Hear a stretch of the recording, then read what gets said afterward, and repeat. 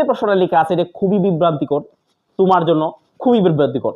কারণ হচ্ছে সব থেকে মজার বিষয় হচ্ছে তুমি ম্যাথটা হাতে নিবা, হাতে নেওয়ার পর পুরো ম্যাথটা করবা আর উত্তর লেখার সময় ভুল করে ফেলবা। এইটাই হচ্ছে সমস্যা। এই জন্য তোমার কনসেপশনটা ক্লিয়ার প্রয়োজন। এই জায়গায় এই ধরনের প্রশ্ন আসলে কিভাবে তোমার আনসার করা প্রয়োজন এগুলো তোমার জানা প্রয়োজন। তো দেখো এইদিকে প্রয়োজন প্রয়োজন প্রয়োজন। ওকে, দেখো প্রথমেই তোমার জানতে হবে যে root over minus something equal যে তোমার অসংজ্ঞায়িত আসা, অর্থাৎ রুট ওভারের ভিতরে যদি কোনো একটা সংখ্যা আসে তাহলে এই সংখ্যার কোনো ভ্যালু থাকে, মানে ভ্যালু মানে যে ইনফিনিটি হয়, মেথড এরর আসে, দেখবা ক্যালকুলেটর এই সংখ্যা গণনা করে শেষ করতে পারে না। তো এখন যে ম্যাথটা নিয়ে আমরা এখানে আজকে আলোচনা করব সেটা হচ্ছে, এটা সলভ আমি করতেছি। দেখো এখানে a ইকুয়াল দেওয়া হচ্ছে যে -101 -101 s ইকুয়াল হচ্ছে x, y such that x belongs to a, y belongs to a এবং y স্কয়ার ইকুয়াল x। এই জায়গাটাতে সমস্যা। দেখো আমরা যতগুলো সলভ করেছি এই পর্যন্ত, যতগুলো ম্যাথ সলভ করেছি, যা কিছু সলভ করেছি, কিন্তু y স্কয়ার ইকুয়াল x তারপরে এখানে রুট ওভার চলে আসে, সেটা একটা মান অসংজ্ঞায়িত হয়ে যাওয়ার সম্ভাবনা কিন্তু খুব কমই ছিল, বা এরকম ম্যাথ কিন্তু তুমি খুব কমই প্র্যাকটিস করেছো।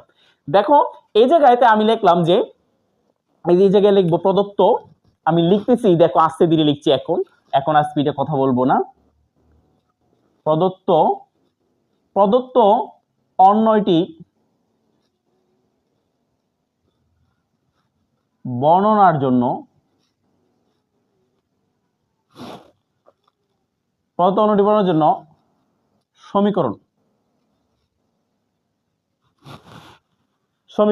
সমীকরণটা কি দেওয়া আছে বলতো?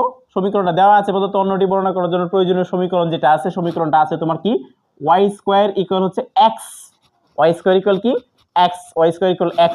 তাহলে তুমি এখন ক্যালকুলেট করে দেখো, এখানে যদি শুধুমাত্র y এর মান বের করতে চাও তাহলে এখানে প্লাস মাইনাস দিয়ে রুট ওভার x লিখে ফেললা। ওকে ঠিক আছে, আমরা সচরাচর এটাই করি, কারণ আমরা জানি যে এই প্লাস মাইনাস না দিলে প্রবলেম আছে, কারণ হচ্ছে প্লাস মাইনাস না দিলে উপরে যে স্কয়ার দিলে যদি এই সংখ্যাটা আগের পূর্ব অবস্থা ফিরে যায় তাহলে এটা মাইনাস থেকে হয়েছে না তুমি প্লাস থেকে হয়েছে এটা কিন্তু তুমি বুঝতে পারবে না, ঠিক আছে না? তার মানে এখন আমি লিখবো এই জায়গায়, দেখো x এর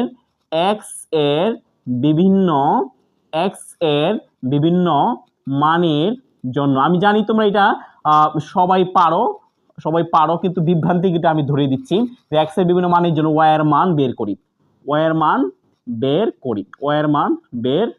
করি, ঠিক আছে? তো দেখো এখন x এর মানের জন্য আমরা y এর মান বের করব, খুবই সোজা খুবই সহজ।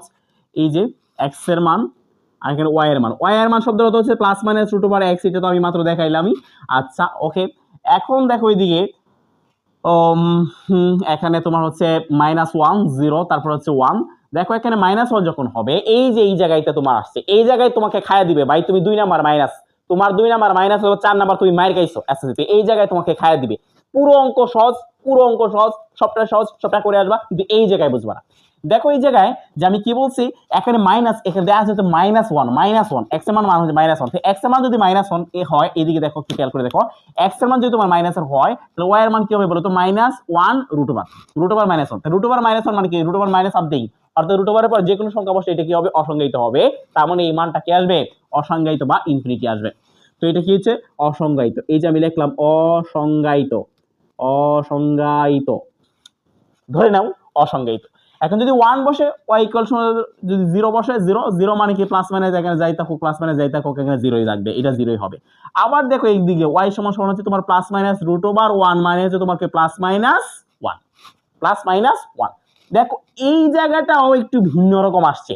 তুমি যত রকম এই পর্যন্ত ডুম রেঞ্জ নির্ণয় করেছো সেখান থেকে এইটা কিন্তু একটু ভিন্ন রকম, মানে একটা মান অসংজ্ঞায়িত আসছে আর একটা শুধুমাত্র রেঞ্জের অবস্থায় দুইটা মান আসছে, তাহলে তুমি লিখবা কিভাবে, ঠিক আছে? তো দেখো এখন রেঞ্জ তো এটা হবে না, অবশ্যই এটা রেঞ্জে বা এই যে এটা পুরোটাই বাদ যাবে, কারণ এটা রেঞ্জ হবে না। তো রেঞ্জ যদি এটা না হয় তাহলে তুমি খেয়াল করে দেখো রেঞ্জ তুমি হবে কি, রেঞ্জটা হবে তোমার হচ্ছে এই যে দেখো 0 আছে, আচ্ছা তারপরে 1 আছে, আচ্ছা তারপরে -1 আছে, তুমি আলাদা করে লিখবে, তাহলে বিভ্রান্তিটা তোমার ভিতরে থাকবে না। দেখো তাহলে একই সদস্য মানে একটা ঘরের ভিতরে পড়ছে, অথচ আমি এটা দুবার লিখছি, কারণ কি +-1 আছে, তো প্লাসের 1টা আগে লিখলাম, তারপরে -1টা আগে লিখলাম। তুমি চাইলে এখানে -101 লিখতে পারো, কোনো প্রবলেম নাই, কিন্তু আমার কথা হচ্ছে এই জায়গায় এটা অসংজ্ঞায়িত আর এখানে +-1 এটা দিকে কিন্তু তোমার মাথা ঘুরে যাবে।